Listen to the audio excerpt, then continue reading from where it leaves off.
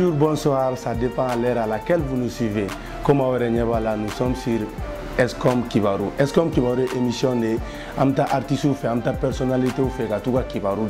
par rapport à leur actualité. Donc bigoni ambelil ibare fait titi de ori en reçoit aller fait lili ba kanyame. Voilà, quand vous dites, avait dit ça va? Madame ni deonu. Demba yo bela ken. Ndogonu mbea. Bon, on tantine parce que ambe faire lili ba quoi. Voilà, donc vraiment merci Yam Bismillah Yanga Wulel Djabi Adjarain. Vous n'êtes pas abonné, n'hésitez pas à vous abonner en cliquant ici et activez votre cloche pour avoir de nouvelles vidéos. Ok Liliba, merci Yam Bismillah Adjarain. Donc maintenant bigoni Escom Kibaru série Maya actualité mbe nous le 18 janvier ya ko concert. Donc maintenant yana nga do concert kono ambe fe gi nyina question folom na wi temena Bercy parce que Bercy iniga mentor iba wana utara concert là. Donc iba masega pressé. Bon iba ko na explication bla ka page ga dawala fena ka fin fo comme ani iba ni dawala ma nyon soro erebe et tout témoin au clair igumba yoro la erebe sika munya fa Bercy ko ga parce que erebe na yere publication no ga mo ko yere bo e karanga. Bon olu ko no be be fo fo ya nga kuma dam na mala ni kera na enfant na mbo fo. Bon et Faransi ko comme ma chamamba fo de versi be mbolo avec français be malla te fo nya nanela be biga kuma de fo amunu kumbe on be chiando donc iba mu blaka pagiga ani dawala min fo moko be se ka bara kenwe parce que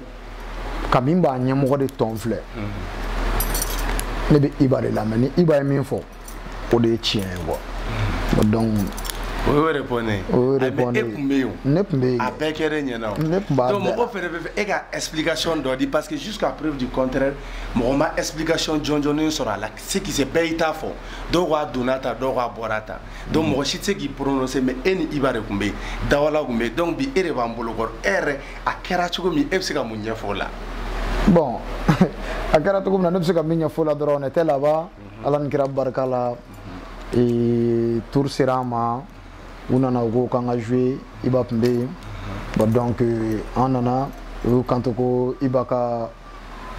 on avait plus de 45 minutes de mon boulot là vous que en sont badés parce que Gladio de Bercy fa Gladio de France fa tu vois donc en tara bon 5 minutes de bambolo scène sans fait mo ko manaka toko bonya de kain ko bela artiste beba ara boya donc ne karamogo iba me o kumana ale artiste de 45 minutes Bercy nana ale de kama quoi nale ko ale est ce que glada wa fanu mena ni sonja o ka dogon alema donc kumala suran la doron a ko fen na ne rep me kolisi de kono asoro iba be ni artiste bo be kuma wala quoi abugu fofo abe fona bon ne rebe na momam na de ne ay ou bega segi en be segi na ñogon fe anana kolisi kono ne re mbla ngapela ne ma explication ba jam ba ñina ko la tukun quoi ne mbla ngapela go ah ok ambalma munu bega sujet je pense que en be femme en soro il va ere gumba ere explication da une femme bon lili ba nante monoga igon nana ka bo français inana ni samaya do le prince de Kangou Moussa i jigina ni sondo Soyan nga kuma soyan nga falo moi j'ai l'impression ou bien on a eu l'impression que s'il fallait donner ce qui n'est pas corrélé parce que folo igumbe traduire pour une konala ka jigi mo wa ko so igum famanoma donc soyan yere depuis soyan jigi chogo adam ne foka ta labamna ibega fambe nyaka mindi donc mu pousser ka segi o ma falo bon moi pousser ka sego ma parce que molo wala rebe ka cha ko jugo imam fama ura ni gara ura doron ikanga bunya de go nala mo bunya abo bunya go yo woni Kangou Moussa de sanon tigi de do ni ko e fly soit ibe gere iba la ibi to ko soro soit ibe iba kele ibi to ko soro bon donc iba ya beke ka bango ale kera ura de ura mana ke to ko principe ala o min kan a sui obeo bon donc ne de aka principe ni filila ani ala yi sara doro iga to ka boyer la gibe fili iba wanma miga warwe man fuma bon la ne red jigina ni bon e silin damna le ne tugune atejo yani le 18 e problème bla malera pour kono nala ni kira sonam abna le adore be ya nti kuma ko nga ko voilà donc ameto silin konala yoro do la ye puntlen ba den bla bla bla bla penchiga chanson ngono yoro do la ba rapperu do tununa ku be fe guyere boy go theatre ani yoro do la go magi gono rapperu ga cha do mo go ni afo sniper de bega iba wan clash sisa amor go re zoga sniper bega clash kuma be bazali ba go iba kana kuma donc be baro ni go iba aga mo demsenu bela ere follow be gere ere follow be gere donc mo ya ira kuma ibe ga sniper de répondre d'une manière wa ou be kuma me mo gore rega parce que eye chokote bon problème mi ali ni lilwen me clasher diga ça abe mo tani mi ma nye ou be mi me se ga na fala sama jago ku etono de imam fo de bala ga nedda ne de concert baw soro ne be sniper ga affiche la be ta gane ga deuxième partie ne be soro gana ndoro ne be ga fam ne tse ga sniper clasher musique la ne no kedro o ga valeur do de do ale la e wo donc valeur te fon fen ali suku gono ni valeur te fini mina oti sango donc de quand sniper man kam munu ma baby yere do sniper be ga iba clasher toko be nyini toko tigire fa ale be ga toko nyini toko tigire fe bon ne fene tse ga toko nyini ale fe parce ale be ga toko nyini on le fe toko inte awar yudo ati damba titi de liba bon ni na particularité ni na le be nyon fait seulement il m'a refait faire na bodima donc maintenant am tanya fait donner a jatemne lil iba wanga demsenu bela entre onango demsenu dogonu bela ani erega surni be ani erega suru be parce que mese ga fo ere priera no fait ni mafli kuma la ere priera no fait bo ga voyage chamana ne ta France ta fla bela ne ta mundi ani ega particularité bon mu ye ko mere afo be ba ko iba wan bi be deme dem sen feme ba ko fene abeka be deme tu vois problème mi kena do kan do de bita ko o de basé ko ere ko sani kele wulla ka jo yani iba wan ga ye ne de follow bina bon donc che kena do bi bawe yira romna ambe tamta kele kay parce que amman ni iba ka kuma ko ni iba kuma na ne dusu de bo parce que ne pse ka beke ka bango man fo ma bo donc ala ni kira barkala o la ka voyage chamana abeneta parce que ne na de leno trop ne ba ko de bi nga dogo te pinte ni bo ne ba ko mba ka ko chamando ndi ko chamando ala li sen sans fait ne be se ka la ku kaye quoi na be ka chi ne be se ka feni ndo kaye o ba le fene impressionner trop bon donc la fin chamona ne ta suna ni to fene ba ke ka cha mene tu vois voilà donc Liliba a ambetanya fait donner tuguni aya jatemne tuguni iba ni siri problème temeno cho problème matemo cho me ogme bara la nyon fait bara enjora donc ego nu fla be ogme bara ge ogme bara doge balabolo iba ge me age ko enkara ka ban c'est-à-dire que ima olibi kata dofo iba machine kata dofo sirima am se ka foye fin gérer gagna donc ne bi nyini ngal lima do problème na gagna fo isera ka ko gérer chogodi ni inflache parce que ni be gumbe barala ya gérer gagna fo ka se bima isera ka amorti donc il se ka mun fa yo okoga bon ne se ka mun fo doron problème mi iba ni sirigi be mo ko tisana ka domina ne kunte be alhamdulillah ka domina ne kunte mun te mena woni nyon che ou fla de boudon tu vois bon donc on corée iba to gumna on corée sirigi ete ala ka jisuma ka fa Allah mais iba wan ye deme min sema iba wan fola kosobe ntenyina suno ne ma fili ne ma nyina iba wan ni sirigi de ne bolo mine kanadi iba wan ko iba wan ko ni ndogoni de akalili ba na nyana anyani ma na chiena achiani ma iba wan ne mine ay kalfa aya ke kateme mais o ni ko jatemine ga laje iba wan min minke che chamanta ke ne ka concert mené le 20 janvier moi je vois que Sirigi nana ay concert gratuit ke alaw na kun sebe ibo wane na kada ya ba ke mais amake o donc ni nyoro la ne be ibo wane fo parce que ale de kalfa mine ga nyefo ka teme adanga ande mane do asugo na golo chere ane do agalaka de na ko bo donc horondo a sege o nga kele atene nya sirala mani mi fili la fane alu yera ga niveau la Mbike bouleti à Ben Kouraneche. Ok, donc maintenant, amena ce concert yoroma. Nous le 18 janvier 2020 à la Urana. Olili bayana nga do concert ngona ya ikelen sa ta chien fla. Kelen era le 20 janvier, kelen era le 20 avril si j'ai une bonne mémoire. Donc maintenant pourquoi zé ini team gladia au pejera ka concert ta 20 janvier. Muna na no idée. Mo ya pousser go ke. Bon, muna na no idée. Juste donc à ira ibala a yiri minda a falena go. Bon yiri nunu absegi sigi asumala ala nkira bargala parce que ni ale be ka se yoro masa iba be ka tourner mondialu de ke abe fambe iba ka tambe na kurun doni imam fo moi yani aka soma figa relève do de bla munu me sigi ya fanu nyana ja alite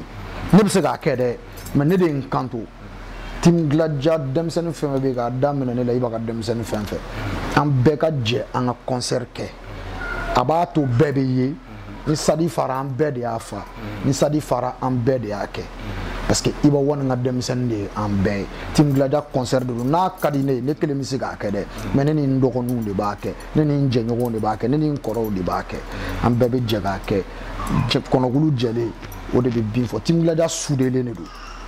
an famille kelen o la an jera an be ga ke bon nala ni kira sona ma fene ba do gladio ba kuna wolo le 18 janvier ni ala ni kira jana na inchallah. Donc maintenant mais on y a concert mon slogan les deux tribunes en otage une première dans l'histoire du rap malien ama délégué ke donc muna na no idée pourquoi on veut faire tribune flareta otage là bon comme na me fait ko ge parce que iba wonne 26 mars fali nyaira flawna corona dogo num belawo bo gladio te kum 26 mars ira gono iba wore ko ga 1000 hectares dama ngata sadi jo anto ko lago mone ba do ala ni kira barkala 26 mars gladio 26 mars fatu ko mina ne ba do tribune flying fali o e jibone ne gladio bologo bo donc iba wonde folo yake 26 mars la na aduna histoire la bon donc a tribune fla face ça dans l'histoire la ne be fait au fait que gladio de o ka do histoire la bon donc iba ka parcours kay aka dem sonu nga parcours kay adam ne la on ne la fon fait mega mal la be dam ne gladio de la man fa mo bon donc ala ni kira barkala o de anga biti o de anga objectif fa nga sadi flying ke ko ok donc n'entranye fait donner tuguni ini frère ini jenyo ini collaborateur le nadia ga no team gladia mo damawan bola korola diva bola modiwan bola etc. aw kelen ko mun préparer yani de 18 janvier nche aw na fitrun ne ga wa na projet comme bade ne ga o be mu aw kelen ko mun programme no awa bara collectif e nyon fait ka beama bon un collectif que son kelelo bon amaga clip la ben déjà nere kele mu mene bolo ka chane album man fa moi ni nous na sombo amna clip ke amna fon que déjà nere ka clip be ubna le son chama umbe ubna le baram na le yani le 18 janvier che mo ba e na la nikra sona ma chama comment dire la concert n'ira qu'on a la fin agogo tribune flare benata en otage disposition même bolo parce que en délégué c'est une première ni a avec code bolo avec disposition même bolo supposons avec gladia godo en begala de la bébé fanala son abnafa donc na fara disposition même bolo la prestation pour que dor na privé a une la dor na privé podium menasi milliers la wa ou podium menare constituer chugodi en rebe fait gore dans ça bon me podium zigi to comme na on va podium sigire ga nyashi men na gura ma wo man fa ma ga te jam bake foot terrain chamanche ibi bo fo senga kana terrain chamanche la mo fla be bi concert be ke bu fla be la compte en fait tu vois o de anga base go ok donc ameni ni ngalore fo ga pour concert ga mali concert la me chamay problème de sécurité ou bien fanuma anto fo ya artiste no parce que artiste venait promoteur ou de concert organisé deme biata ba bulu artiste mais comme awa ko jamako re gladia ko ni mali la ibu fait itu fait ibaro jamako do jamatiku do donc maintenant au que nous a disposition d'ota fanu nga sécurité kama ani concert la mbay mo ko accès ka gelen trop ka do mo ko doni nga gelo fene mué